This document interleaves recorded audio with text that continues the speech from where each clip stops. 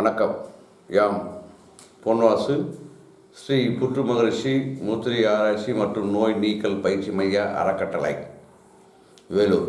இதில் தலைமை பயிற்சியாளராகவும் தலைமை மருத்துவராகவும் இயங்கிட்டு வரோம். இந்த மையத்துடைய குறிக்கோளே அடுத்த சந்ததி நினைக்கும்படி வாழ். அப்போது இன்றைக்கி நம்ம பழகக்கூடிய அத்தனை விஷயங்களும் பின்னாடி நம்முடைய சந்ததியிற்கு சேர்ந்து அந்த சமுதாயமும் அவர்களும் மிக நல்ல முறையில் வாழ்க்கை முறை இருக்கும், உடல் ஆரோக்கியத்துக்கும் இருக்கும் என்ற நோக்கத்தோடு இந்த பதிவுகளை பதிவிட்டிருக்கோம். அனைவருக்கும் இனிய பொங்கல் நல்வாழ்த்துக்கள். இப்போ இன்றைக்கி நம்ம என்ன பார்க்க போகிறோம் அப்படின்னு கேட்டிங்கன்னா, எல்லா திருநாளுமே எல்லா பண்டிகைகளுமே சித்தர்களால் வகுக்கப்பட்டது.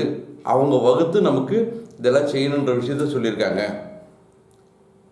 அந்த வகையில் ஏன் அந்த திருநாள் கொண்டு வந்தாங்க அப்படின்னா, அன்றைய தினம் அப்போ ஆதி காலத்தில் பார்த்திங்கன்னா நிறைய பேர் உழைப்பு தான், இப்போவும் உழைச்சி தான் இருக்கும். அந்த காலத்துக்கும் நமக்கு நிறைய வித்தியாசங்கள் இருக்குது. ஆக மனிதன் ஆரோக்கியமாக வாழ வேண்டும், அதாவது அவன் உண்ணுகின்ற உணவு அவனுக்கு செரிமானமாகி அது உடல் ரத்தத்தோடு கலந்து அவனுடைய உடல் இயக்கத்தையும் மன இயக்கத்தையும் சரி செஞ்சு நோய் வராமல் பாதுகாக்கிறோம். வந்த நோயை சரி பண்ணுறது அந்த உணவு நிலவை அந்த காலத்தில் பண்ணிகிட்டு இருந்தாங்க. அப்போது அந்தந்த விஷயங்கள் என்ன அப்படின்னு பார்த்தோம்னா, எதெல்லாம் மனிதனுக்கு சரியாக அவனுக்கு சீரமைக்கிறதோ உடலையும் மனசையும், அதுக்கு ஏற்றாப்புல அதோடைய பெயர்களை வச்சுருந்தாங்க. உதாரணமாக சீரகம். சீரகம்னா சீர் ப்ளஸ் அகம். மனுஷனுடைய வெளியும் மனுஷனுக்கு உள்ளாரையும் ஏற்படுகின்ற தீவினைகளை, அது நோய்களை சரி பண்ணுறதில் இந்த சீரகம் பெரும்பங்கு வலிக்கிறதுனால, உடலை சீராக வச்சு நம்மளை இயக்கிறதுனால இதுக்கு பேர் சீர் அகம் அப்படின்னு வச்சாங்க. மிளகு அப்படின்னா மலத்தை இலக செய்து மலமானது வெளியேற்றவும், எங்கெங்கெல்லாம் பிரச்சனை இருக்கோ அதை இலக்கி சரி செய்யறதுக்காக மிளகு அப்படின்னு அது பேர் வச்சாங்க. மிளகாய் அப்படின்னா இலகிய மலத்தை காய வைக்கிறதுக்கு, அது இலகிய மலத்தை காய வைக்கிறதுக்கு மிளகாய். ஆக ஒவ்வொரு பொருளுமே மனிதனுக்கு உடலுக்கு வன்மை தரக்கூடிய நன்மை தரக்கூடிய சங்கதிகளே. அந்த வகையில் நம்முடைய சித்த பெருமக்கள் மிக அற்புதமாக ரொம்ப அருமையாக இதை சொல்லியிருக்காங்க. அது ரத்தம், திரவம், நீர், உயிர் நீர் இவைகளில் ஏற்படக்கூடிய, அதாவது வைட்டல் லிக்விட்னு சொல்லுவது, வயிற்றில் போச்சு அப்படின்னா அதுவும் உயிருக்கு கேடு, வாந்தி எடுத்தாலும் உயிருக்கு கேடு. வைட்டல் ஃபோர்ஸு, வைட்டல் லிக்விட், அது உயிர் சக்தி, உயிர் நீர் என்ற ரெண்டு விதமாக சொல்லியிருப்பாங்க. இதில் ஏதோ ஒரு குறைபாடு இருந்துச்சு, அதை சரி பண்ணுறதுக்கு உணவின் மூலமாகவே சரி பண்ணணும் அப்படின்றதுக்காக நம்முடைய சித்த மகான்கள் அது ரொம்ப அருமையாக ஒவ்வொரு திருநாளையும் கொண்டு வந்துக்கிறாங்க. அதே சமயம் எலும்புக்குள்ளார இருக்கிற ஏற்றத்தாழ்வுகள், எலும்பில் ஏற்படக்கூடிய ஏற்றத்தாழ்வுகளை சரி பண்ணுறதுக்கு உணவின் மூலமாகவே எப்படின்ற விஷயத்தை நமக்கு நம்முடைய முன்னோர்கள் நமக்கு அருமையாக சொல்லி கொடுத்துருப்பாங்க. அதை நாம் பின்பற்றினா போதும், நோயெல்லாம் வாழலாம். மனிதோட 3 கூறுகளாக இருக்குது: திடப்பொருள், திரவப்பொருள், நீராவி பொருள். இந்த 3 தன்மையில் தான் இயங்கிட்டே இருக்குது. திடப்பொருள் உடம்பு, எலும்பு, நீர் என்னது இந்த திரவப்பொருள் ரத்தம், நீராவி நம்மளுடைய உடலுக்கு வெப்பம், அது மூலமாக ஏற்படக்கூடிய வேர்வை, அதாவது ரத்தம், வாயு, காற்று, அது அடுத்து சளி. இதுதான் வாத பித்த கபன்ற 3 வகையில் நம்ம உடலில் உள்ளார இந்த நாடிகள் இயங்கிட்டே இருக்குது. அந்த நாடிகள் வழியாக இந்த ஏற்றத்தாழ்வை நம்ம கண்டுபிடிச்சி அதை சரி பண்ணுறதுக்கு ஒரு நுணுக்கமான விஷயத்தையும் சொல்லி கொடுத்துருவாங்க. அது பிறகு ஒரு பதிவில் பார்ப்போம். அந்த உடலில் இருக்கிற ஏற்றத்தாழ்வில் சரி பண்ணுறதுக்கு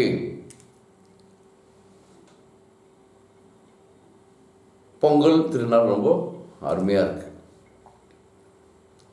சூரிய பொங்கல் வைக்கிறது, அந்த சூரிய பொங்கல் வைக்கிறதுன்னா அந்த பானையில் அரிசி, கரும்புச்சாறு இவையெல்லாம் கலந்து பொங்கல் வைப்பாங்க. அந்த உணவானது கரும்புச்சாறுகளில் கலந்த பொங்கலானது நம்ம உடம்பை இயல்பாக சரி செய்யும். அதையும் தாண்டி ஏன் இது பண்ண வச்சாங்க? நீராவி பொருள் ஏற்றத்தாழ அந்த புது பச்சரிசியில் சரியாகும். அது ஒன்று சூரிய பானை, எது திரவ நிலையை சரி பண்ணுறதுக்கு. அடுத்து கரும்புச்சாறு, இது எது சரி பண்ணும்? திடப்பொருளை சரி பண்ணும். அடுத்து புது பச்சரிசி, அது பாலோடு சேர்ந்து பொங்கக்கூடிய பச்சரிசி, இது என்ன பண்ணோம் அப்படின்னா நீராவி பொருளை சரி பண்ணி உடலை இயல்பு நிலைக்கு கொண்டு வரும். ஆக நம்ம உடலானது நம்ம உணவுக்கு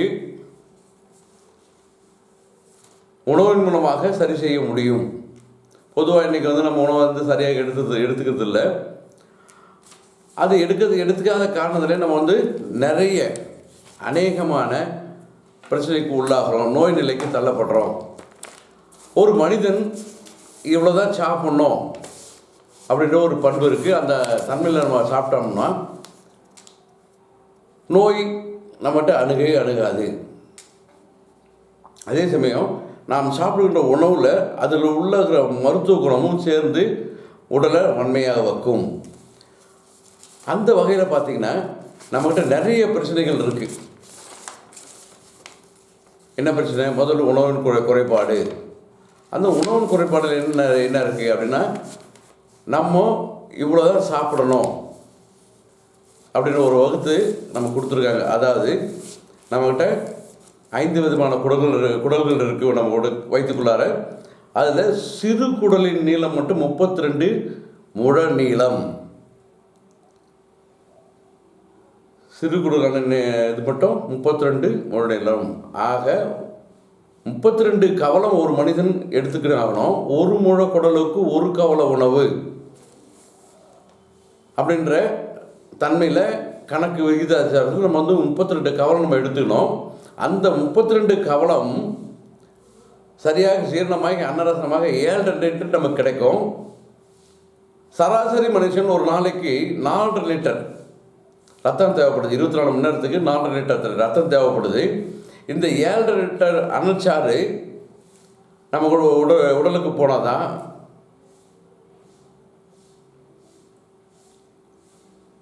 நமக்கு மிக அற்புதமாக அந்த ரத்தம் கிடைக்கும். ஒரு வேளைக்கு 32 கவலம், அப்போ 3 வேளைக்கு 96 கவலம். ஒரு நாளைக்கு 96 கவலம் உணவு நம்ம எடுத்துட்டா நம்மளோட உடல்நிலையாவது சீராக இயங்கும்.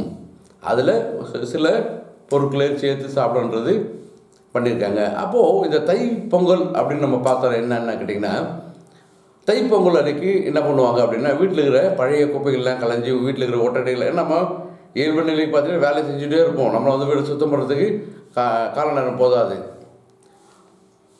ஆதி காலத்துலேருந்து இன்றைக்கி வரைக்கும் அந்த நிகழ்ச்சிகள் நடந்துகிட்ருக்கு. அந்த வீட்டில் இருக்கிற அந்த ஒட்டடைகளை பழைய பொருட்களை நம்ம சேர்த்து வச்சுருக்க பழைய பொருளை தூக்கி வெளியே போட்டு அதை எரிச்சிட்டு வீட்டுக்கு வெள்ளை அடிப்பாங்க. இப்போது பல விதமான வண்ணங்கள் கொண்ட பொருட்களை பூச்சா பூசுகிறாங்க. அப்படி சுத்தம் பண்ணி பூச்சை சொல்ல அங்கேயே தங்கி இருக்கின்ற கிருமிகளும் பூச்சிகளும், ஏன்னா அடாசுன்னு நம்ம போட்டோம், குப்பைகளை சேர்த்து வச்சுன்னா அதில் கண்டிப்பாக பூச்சிகள் வரதுக்கான சாத்தியக்கூறு நிறையவே இருக்குது. ஆக அந்த பூச்சிகளையும் அங்கேயே தங்கி இருக்கின்ற கிருமிகளையும் ஒழிப்பதற்காக என்ன பண்ணுவாங்க அப்படின்னா, அந்த வீடெல்லாம் சுத்தம் பண்ணி நல்லா கழுவி வைப்பாங்க. அது அதில் பார்த்திங்கன்னா இருக்கிற பொருளெல்லாம் தூக்கி வெளியே போட்டு அந்த ஓலைகளை மாற்றுறது, கட்டிலுக்கு புதுசாக போடுறது, கட்டிலுக்கு கயிறு புதுசாக பண்ணுறது, மாட்டு கயிறு மாற்றுறது, இந்த மாதிரி விஷயங்களை இந்த பொங்கல் நாளில் இந்த 4 நாளில் வச்சுருவாங்க. அந்த படம் பொருள் கொளுத்துறது நம்ம போகின்னு சொல்லிட்டு இருக்கோம். அப்போது உணவின் தன்மையை நமக்கு கொண்டு வரணும் அப்படின்ற ஒரே காரணத்துக்காக, நாம் நலம் பண்ணுற ஒரே காரணத்துக்காக இந்த திருநாளை ஒவ்வொரு திருநாளையும் கொண்டாந்துருக்காங்க. அது கோடை காலம், மழை காலம், பனிக்காலம், வெயில் காலம், இதில் உடலில் ஏற்றத்தாழ்வு வரும். இதை சரி பண்ணுறத உணவுல சரி பண்ணி முடிக்கலாம்.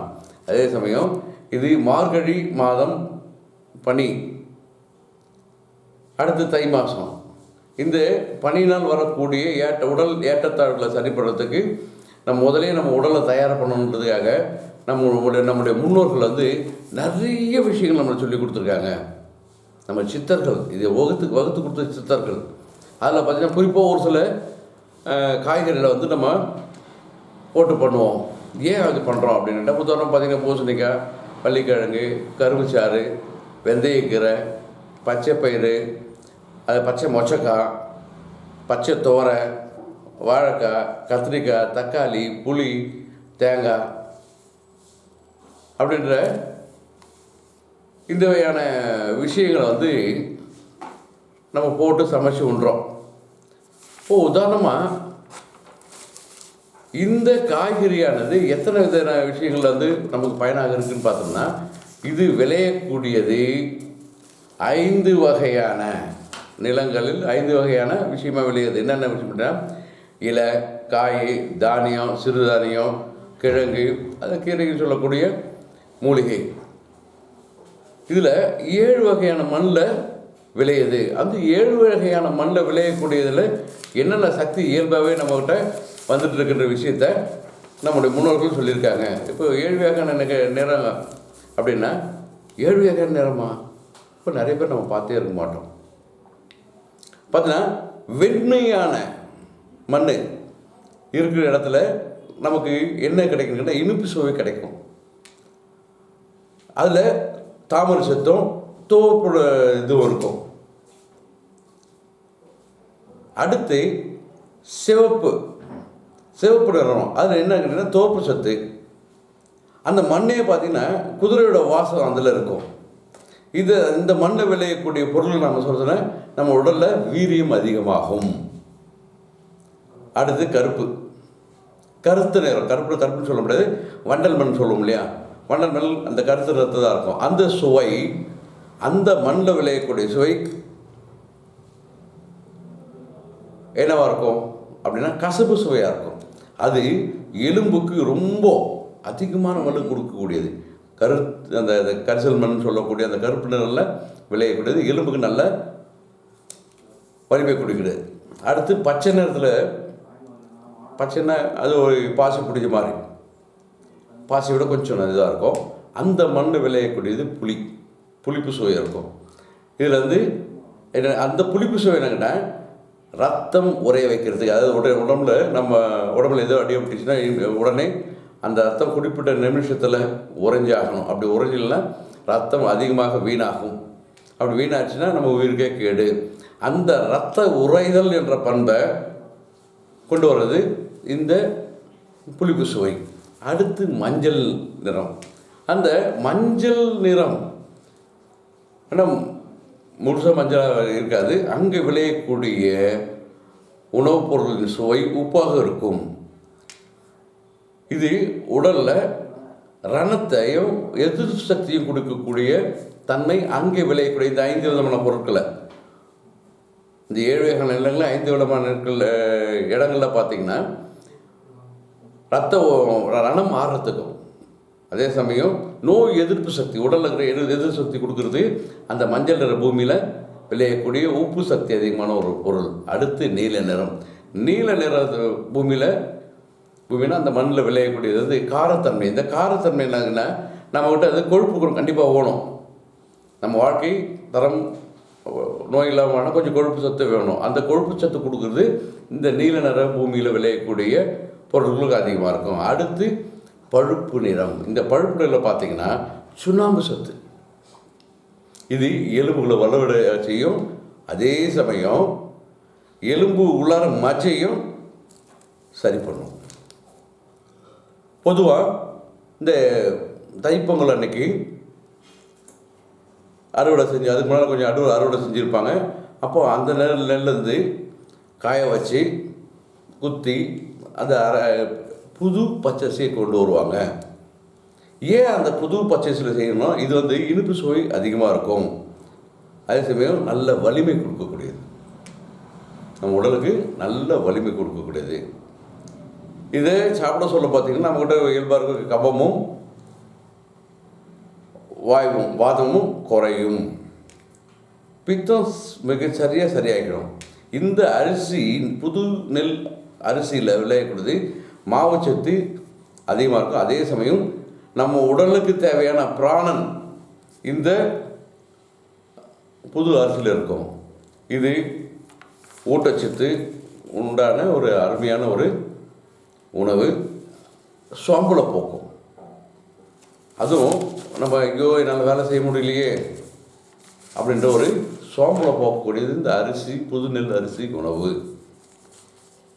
உயிர் சோம்பலையும் போக்கும். அதாவது எப்பா என்னால் முடியல, உடம்பு ரொம்ப தொய்வு போயிடுச்சு அப்படின்னா, உதாரணமாக பேதி அதிகமாகிடுச்சு, பேதி நிற்கவே இல்லைன்னா அந்த பச்சரிசி நொய்யோட கொஞ்சம் சீரகத்தை கலந்து அந்த உணவை எடுத்துக்கிட்டோன்னா அந்த பேதி நிற்கும். அதே சமயம் பேதி ஆகிறவர்களுக்கு இழக்கக்கூடிய அந்த உயிர் சத்து கூட்டுறதுக்கு இது வந்து உணவாக நம்முடைய முன்னோர்கள் சொல்லியிருக்காங்க.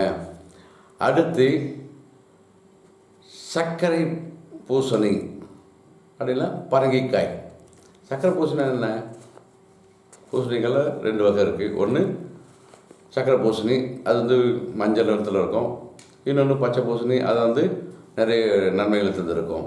இந்த பச்சை இது சர்க்கரை பூசணி ஏன் நமக்கு கொடுக்குறாங்க அப்படின்னா, ஆண் பெண் இருபாலருக்கும் உள்ள உடல் குளிர்ச்சி தரும், வெப்பத்தை குறைச்சி குளிர்ச்சியை தரும்.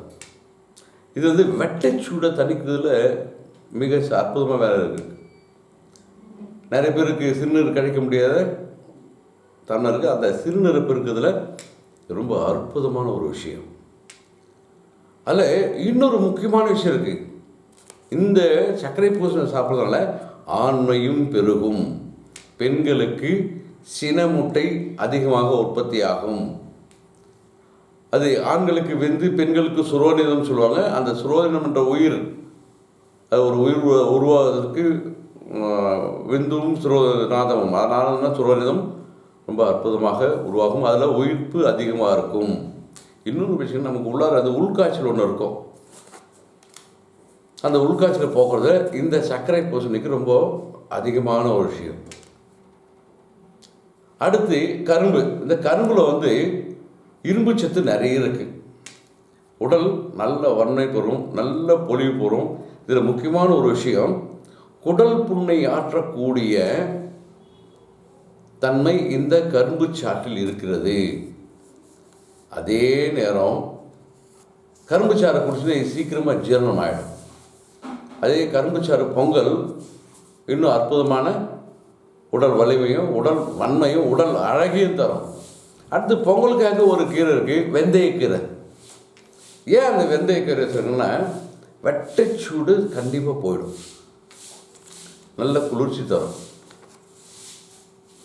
ஏன்னா இப்போ பனிக்காலன்றதுனால நம்ம உடலில் சூடு வந்துகிட்டே இருக்கும், அப்போ குளிர்ச்சி தரும். இதில் இரும்பு சத்து அதிகம். இதை ஒரு சஞ்சீவி மூலிகைன்னே சொல்லலாம். காரணம், இந்த வெந்தயக்கீரையில் சுண்ணாம்பு சத்து அதிகமாக இருக்குது. அந்த வெந்தயக்கீரை நம்முடைய மூளைக்கு அதிகமான பலத்தை கொடுக்கக்கூடிய மிக அருமையான ஒரு சஞ்சீவி. இது வந்து நிறைய பேருக்கு இந்த ஜீரண கோளாறு இருக்கும். அந்த ஜீரண கோளாறை போகக்கூடியது இந்த வெந்தயக்கீரை. மூளை பலம் அதிகமாகும். அடுத்து மொச்சை, பச்சை மொச்சை. இந்த பச்சை மொச்சையோட பூசணியை சேர்த்து செய்யணும்.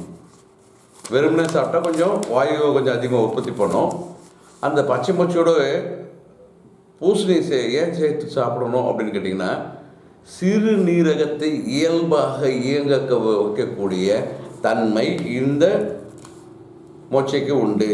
வயிற்றில் உள்ள இந்த புண்ணை ஆற்றத்தில் மிக பெரும் பங்கு வலிக்கிறது இந்த கூட்டு. பச்சை பூசணியும் பூசணியும் பச்சை மொச்சையும். அதே சமயம் வயிறு எரிச்சல், நிறைய உணவு வயிறு புண்ணானதால வயிறு எரிச்சல் இருக்கும்.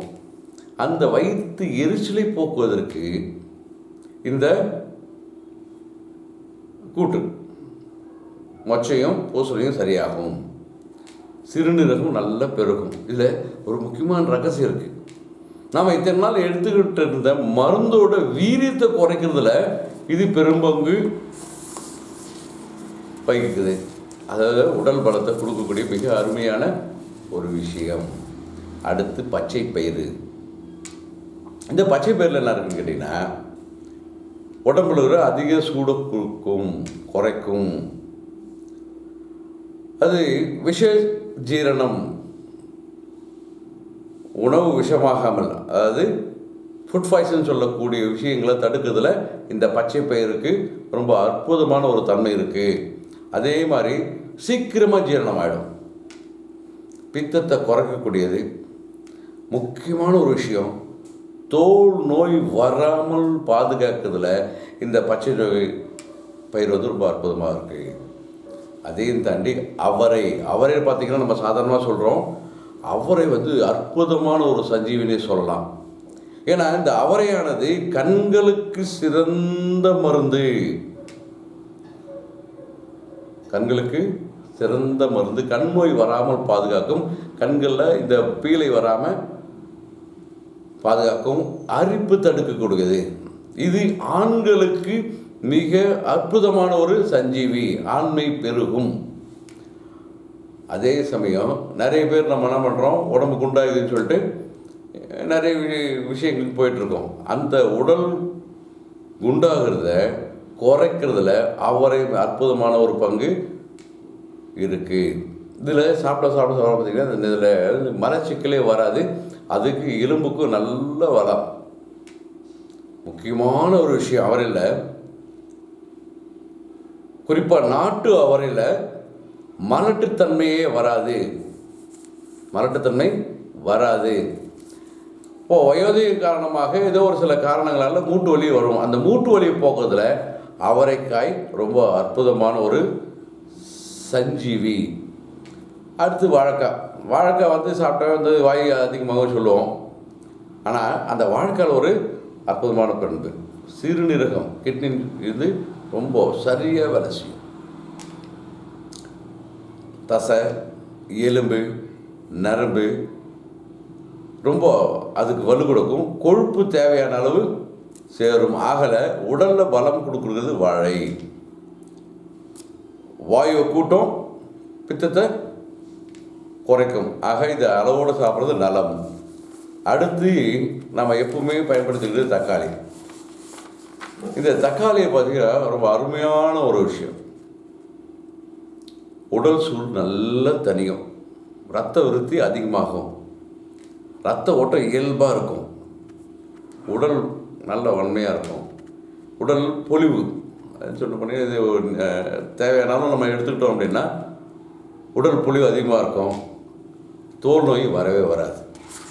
குறிப்பாக அந்த சிறுநீரகக்கல்ல அவசரப்படுறவங்க அந்த தக்காளியில் இருக்கிற விதையை மட்டும் வடிகட்டிட்டு அதை மற்றபடி இந்த தக்காளி சாறை பயன்படுத்தினா இந்த விஷயங்கள் அற்புதமாக வேலை செய்யும். அடுத்து ரொம்ப அற்புதமான ஒரு விஷயம், புளி. ஏற்கனவே இந்த அது புளியோட தன்மையை நம்ம சொல்லியிருக்கோம். ரத்தம் உறைவதற்கு இது பெரும்பங்கு வகுக்குது. அதே சமயம் ரத்த வெட்டம் வேகமாக இருக்காமல் தேவையான அளவு இயங்கிறதுக்கு இந்த புளி பயன்படுது. அடுத்து ரொம்ப அது முக்கியமான ஒரு பொருள் கொத்தமல்லி. நம்ம ரசம் இருந்தால் தூக்கி வெளியே போட்டுருவோம், வேறு எதாவது தூக்கி வெளியே போட்டுருவோம். ஏன்னா அதனுடைய உண்மையான விஷயத்தை நம்ம தெரிஞ்சுக்கிட்டோம் அப்படின்னு கேட்டிங்கன்னா இதை தவிர்க்கவே மாட்டோம், தூக்கி வெளியே போட மாட்டோம். உடல் சூடு கண்டிப்பாக தனியும், பித்தம் தூரம் போயிடும். ஆண் பெண் இன உறுப்புகள் வந்து எந்த பிரச்சனையாக இருந்தாலும் சரி பண்ணுறதுல கொத்தமல்லி இன்றைக்கி கொத்தமல்லி தான். சீதபதி அதிகமாச்சு, கொத்தமல்லி துவையலாவோ இல்லை பச்சையாவோ கொஞ்சம் எடுத்துக்கங்க. அடுத்து இதில் கொத்தமல்லியில் விந்து அணுக்கள், அந்த உயிரணுக்களை கூட்டுறதுல கொத்தமல்லிக்கு ரொம்ப அற்புதமான ஒரு விஷயம். விந்து பெருகும், உயிரணு கூடும். அதெல்லாம் பார்த்திங்கன்னா இந்த மாட்டுக்கு, இந்த பறவைகள்லாம் பார்த்திங்கன்னா இந்த கொத்தமல்லி பார்த்தா விடாது, நல்லா சாப்பிட்டுட்டே இருக்கும். அடுத்து கருவேப்பிலை. கருவேப்பிலை மிக அருமையான ஒரு மருந்து பெண்களுக்கு. குறிப்பாக கருவேப்பிலை என்பது பெண்களுக்கு ஒரு அருமையான ஒரு விஷயம். பெண்களுடைய கர்ப்பப்பை சார்ந்த அனைத்து பிரச்சனைகளையும் சரி செய்கிறத கருவேப்பிலைக்கு நிகர் கருவேப்பிலை தான். பெண்களாக இருந்தால் மாதவிடாய் பிரச்சனை கண்டிப்பாக இருக்கும். அந்த மாதவிடாய் பிரச்சனையை சரி செய்வதில் கருவேப்பிலை ரொம்ப பெரும்பங்கு வகிக்குது. கருவேப்பிலைக்கு இன்னொரு பண்பு இருக்குது. பித்தத்தை போக்கும். இளநரை, பித்த நிறைன்னு சொல்லக்கூடிய அந்த இளநரையை சரி பண்ணுறதுல கருவேப்பிலை அற்புதமாக இருக்குது. அடுத்து தேங்காய் பற்றி நம்ம சொல்ல தேவையில்லை. அளவுக்கு அதிகமாக வயிற்று புண்ணு ஆயிடுச்சுன்னா அந்த தேங்காய் பால் எடுத்து நம்ம குடிச்சோன்னா வயிற்றில் இருக்கிற புண்ணு சரியாயிடும். அதே சமயம் தந்து நரம்புகளுக்கு, அது முக்கியமான சங்கதி, ரத்தத்தை கொண்டு போகிற அந்த நரம்புகளுக்கு அற்புதமான வலிவை தரக்கூடியது இந்த தேங்காய். அந்த தேங்காயோட பால் மூத்திர கோஷம்னு சொல்லக்கூடிய அந்த தன்மையை ரொம்ப அற்புதமாக சரி செஞ்சு சமநிலையில் இயங்க வச்சுட்டே இருக்கும். இது இந்த தேங்காய் பாலை முகத்தில் பூசணும்னு வச்சுங்களேன், முகத்தில் இருக்கிற அந்த மாசு மறு அந்த அமை வந்தவங்களுக்கு சொல்லி திட்டாக இருக்கும், அது கூட போக்கக்கூடியது இந்த தேங்காய். அதே சமயம் உடல் குளிர்ச்சியை தரும், எல்லா பலத்தையும் கொடுக்கும். அடுத்து நிறைய நம்ம சாப்பிட்றது கத்திரிக்காய். அது இந்த பிஞ்சு கத்திரிக்காய் பார்த்திங்கன்னா பத்தின்னு சொல்லக்கூடிய விஷயம் இந்த பிஞ்சு கத்திரிக்காய் ரொம்ப பயன்படுது. பொதுவாக கத்திரிக்காயுடைய குணத்தை நம்ம பார்த்தோன்னா இருமலை போக்குறதுல கத்திரிக்காய் ரொம்ப அற்புதமாக செய்யும். தாது புஷ்டி, முக்கியமான விஷயம், தாது புஷ்டி கத்திரிக்காயில் இருக்குது. கோழையை வெளியே அனுப்பிச்சிடும், நமக்கு நோய் எதிர்ப்பு சக்தியை கொடுக்கும். இதை அளவோடு தான் சாப்பிட்ணும். அளவுக்கு அதிகமாக சாப்பிட்டோம்னா உடலில் கொஞ்சம் எரிச்சல் தரும். ஒரு சில தோல் நோய்க்காரங்களில் பொதுவாக பார்த்திங்கன்னா கத்திரிக்காயை வேண்டாம்னு தடுத்துடுவாங்க. காரணம் அந்த எரிச்சல் உண்டு பண்ணக்கூடிய தன்மை அந்த கத்திரிக்காயில் இருக்கிறதுனால இது அளவோடு சாப்பிடுவது நலம். ஆக உடலுக்கு நோய் எதிர்ப்பு சக்தி கொடுக்கக்கூடிய பொருளாக இருந்தாலும் அளவோடு சாப்பிடுவது நலம். அடுத்து உருளைக்கிழங்கு. இந்த உருளைக்கிழங்கு எடுத்தோன்னு சொல்ல வாய், ஆனால் அந்த உருளைக்கிழங்குல ரொம்ப அற்புதமான விஷயம் இருக்குது. நலத்தை இழக்கும், சோர்வை போக்கும். இல்லை உருளைக்கிழங்கு மாவட்ட தேதிகளும் சோர்வை போக்கும். அடுத்து உளுந்து. எலும்புக்கு வலுத்தறதில் உளுந்து மிக சரி. அவங்க பார்த்தா நிறைய இடத்துல பழங்காலங்களில் இப்போது இருக்கு எலும்பு உடஞ்சி போச்சு கட்டு போடுறாங்க அப்படின்னா அந்த உளுந்து இல்லாமல் கட்டு போடவே மாட்டாங்க. அது எலும்புக்கு வலு தர்றது. அதே சமயம் தோலோட வறட்சி, வறட்சியை போக்குறதில் உளுந்து அற்புதமான விஷயம். கபம் பெருகும். எங்கெங்கெல்லாம் கபம் தேவைப்படுதுன்னா மூட்டுகளுக்கு கண்டிப்பாக கபம் தேவை. அந்த மூக்கஸ் மெமரின்னு சொல்லக்கூடிய அந்த குழப்பு தன்மை தேவைப்படுறதுனால அங்கே பெருகும், வாயு போயிடும். அதே சமயம் இது ரொம்ப பெண்களுக்கு சக்தி கொடுக்கக்கூடியது. பெண்களுக்கு சக்தி கொடுக்குறது இடுப்பு, மார்பு, கர்ப்பை பலம், இந்த கர்ப்பப்பைக்கு பலம் கொடுக்கக்கூடியது. ஆக இந்த உளுந்தானது பெண்களுக்கு சக்தி கொடுக்கக்கூடிய மிக அருமையான ஒரு மருந்து அப்படின்னே சொல்லலாம். ஏன்னா மருந்து அப்படின்னா மறு உந்து, மருந்துக்கு இன்னொரு பேர் மறு உந்து. ஆக இது சக்தி கொடுக்கக்கூடியது, பெண்களுக்கு நல்ல வலிமை கொடுக்கக்கூடிய ஒரு அருமையான ஒரு சங்கதி. அடுத்து கடல் எண்ணெய். அது ஒரு எண்ணெயில் ஒரு பழமொழி இருக்குது, சுட்ட எண்ணெயை மறுபடியும் பயன்படுத்தினால் அது கெட்ட கொழுப்பை கொண்டு போய் சேர்க்கும் அப்படின்ற ஒரு விஷயமா இருக்குது. ஆக மொத்தம் கடல் எண்ணெய் இனிப்பு சுவை உள்ளது. இந்த கடலை நம்ம பயன்படுத்துகிற வாயு பித்தம் விலகும், நம்மளுடைய உடம்போட நிறம் பல ஆகிடும். அதே மாதிரி உடம்புக்கும் பலம் கொடுக்கும், குளிர்ச்சி தன்மையோடு தான். ஆனால் கொஞ்சம் பித்தம்னு சொல்லுவாங்க. ஆனால் இது அளவோடு நம்ம எடுத்துகிட்டு ஒன்றும் பிரச்சனை இல்லை. ஆனால் இந்த கடல் எண்ணெயில் ஒரு ரகசியம் இருக்குது. நுரையீரல் சார்ந்த பிரச்சனையும், நுரையீரல் சார்ந்த பிரச்சனையும், இருதயம் சார்ந்த பிரச்சனைகள் வராமல் தடுக்கவும் இந்த கடல் எண்ணெய் மிக அருமையாக நமக்கு பயன்பட்டுருக்கு. அடுத்து மஞ்சளை பற்றி சொன்னால் எல்லாருக்குமே தெரியும். அது அற்புதமான ஒரு கிருமி நாசினி, குடலில் இருக்கிற கிருமியை அழிக்கக்கூடியது. அதே சமயம் நம்ம சாப்பாட்டுக்கு ருசி தரக்கூடியது மஞ்சள். அடுத்து வெங்காயம். வெங்காயம் ரொம்ப அற்புதமான ஒரு மருந்துங்க. கணையம், மண்ணீரல் இது சரி பண்ணி அதுக்கு தேவையான சக்திகளை கொடுக்கும். ரத்த ஓட்டத்தை சீராக்கும். கண் நோய், தோல் நோய், சரும நோய் வராமல் பாதுகாக்கிறதுல இந்த வெங்காயம் ரொம்ப அற்புதமாக இருக்குது. அதுவும் குறிப்பாக நம்ம கோடை காலில் பார்த்திங்கன்னா கூழ் வார்க்கும் திருவிழான்னு ஒன்று வைப்பாங்க. அந்த கூழ் வார்க்கும் திருவிழாவில் வெங்காயத்தை நிறைய கட் பண்ணி போடுவாங்க, அரிஞ்சு போடுவாங்க. ஏன் அது எப்படி போடுறோன்னா, அம்மை நோய் வராமல் தடுப்பதற்கு வெங்காயம் ஒரு அருமருந்து. பொதுவாக வெங்காயமும் ஒரு நாளைக்கு கொஞ்சம் கொஞ்சம் நம்ம எடுத்துகிட்டு வந்தோன்னா அந்த இருதயத்தில் வரக்கூடிய அந்த அடைப்பு வராமல் பாதுகாக்கும். ஆக வெங்காயத்தை கொஞ்சமாக நம்ம அளவோடு தினமும் மதிய உணவில் எடுத்துக்கிட்டோன்னா மிகச்சிறந்த ஒரு இது. அடுத்து கடுகு ஏன் போடணும் அப்படின்னா, கடுகு மிகச்சிறந்த மலமிலைக்கு, உடலுக்கு நல்ல எனர்ஜி கொடுக்கும், சக்தியை கொடுக்கும், உடல் வறட்சியை போக்கும், பசியை உண்டாக்கும், உஷ்ணத்தை குறைக்கும், வாயு போகும், கபம் பித்தத்தினால் வரக்கூடிய கிருமிகளை வெளியேற்றதில் கடுகுக்கு நிகர் கடுகு. அடுத்து வெள்ளைப்பூண்டு. வெள்ளைப்பூண்டு பற்றி நம்ம சொல்ல வேண்டிய அவசியமே கிடையாது. முக்கியமாக அதிக ரத்த அழுத்த நோயை சரி பண்ணுறது, அதாவது பிபி சரி பண்ணுறதுல வெள்ளைப்பூண்டுக்கு ரொம்ப அருமையான விஷயம். இது ஒரு கிருமி நாசினி. சளி இருமலை போக்கும், ரத்தத்தை சுத்தம் செய்யறதுல வெள்ளைப்பூண்டுக்கு நிகர் வெள்ளைப்பூண்டு. நிறைய பேர் காதுக்கு சரியாக கேட்காது, காதில் இறைச்சல் இருக்கும். இந்த வெள்ளைப்பூண்டானது இந்த காது மந்தத்தையும் காது இறைச்சலையும் சரி பண்ணுறதுல ஒரு அருமையான ஒரு விஷயம். வெள்ளைப்பூண்டு சொல்ல நிறைய விஷயம் சொல்லணும், வாயு போக்கினே சொல்லலாம்.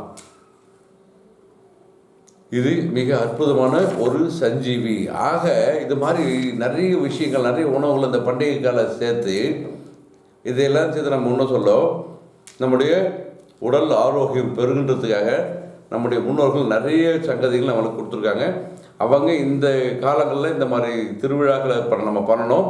அந்த திருவிழாக்களில் இந்த மாதிரி உணவுகளை நம்ம எடுத்துக்கணுன்ற விஷயத்த நமக்கு அறிவுறுத்தியிருக்காங்க. அடுத்து மாட்டுப்பொங்கல் பற்றி பேசுனீங்கன்னா, அந்த மாடுகளுக்கு பண்ணக்கூடிய அந்த அருமையான விஷயம் இருக்குது பாருங்கள். மாட்டை சுத்தம் பண்ணி, அது வரைக்கும் நம்ம மாடை வந்து கவனிச்சிக்கவே மாட்டோம். மாட்டை சுத்தம் பண்ணி அந்த மாட்டுக்கு நோய் வராமல் நோய் தாக்காமல் இருக்கிறதுக்கு அரிசி பொங்கல், அதுவும் கரும்புச்சாறு கொண்ட அரிசி பொங்கலை கொடுக்க மாடு நோய் வராமல் பாதுகாக்கும். அதுவும் பார்த்திங்கன்னா, அந்த மாட்டு பொங்கல் அன்னைக்கு அந்த மாட்டு கழுத்தில் சுற்றி ஒரு சில மூலிகைகளும் ஒரு சில செடிகளையும் நம்ம கட்டுவோம். அது சிறுகன்பு இலை, கரும்பு, அரசன் இலை, மா இலை, வேம்பு, அது பிரண்டை, தர்பை, இதெல்லாம் ஏன் கட்டுறோம்? இப்போ ஆவாரம்பூவை நிறைய சேர்த்து கட்டுவோம். ஏன்னு கேட்டிங்கன்னா, அந்த மாடு நோய் வராமல் நலமுடன் வாழ்ந்து, ஏன்னா அது நமக்காக உழைக்குது.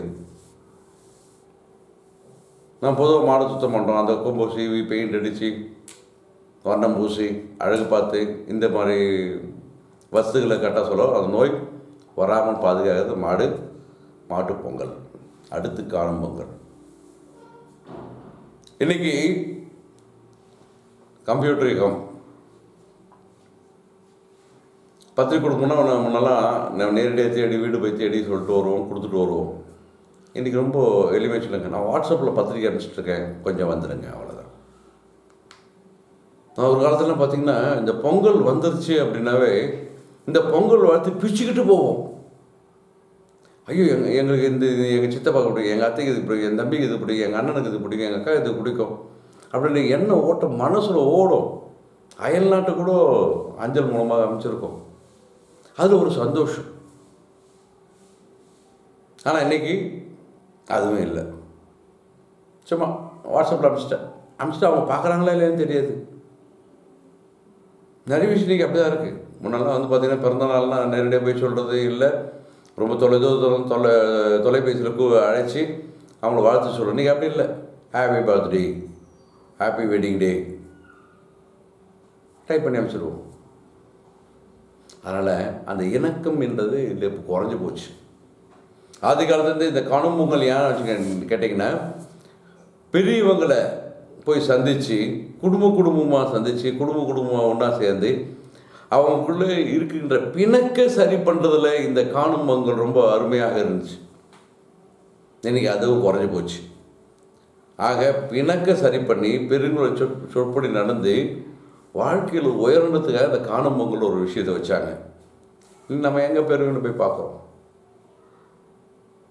நல்லோர் வாய் சொல் கேட்பது நன்று, நலமுடன் வாழ நல்லோர் சொல்படி நடப்பது நன்று. ஆக சித்தர்கள் வகுத்து கொடுத்த அந்த திருநாளை அந்த உணவின் மூலமாகவும் நமக்கு பெரிதும் உதவியாக இருந்த அந்த மாட்டை சரி பண்ணியும் அந்த சந்தோஷம் அனுபவிக்கிறது மூலமாகவும், குறிப்பாக எல்லாரையும் போய் பார்க்கணும். நண்பர், சுற்றத்தார்,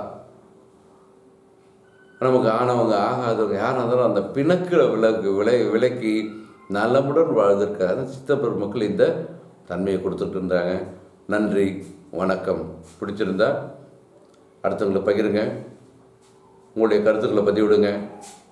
வணக்கம்.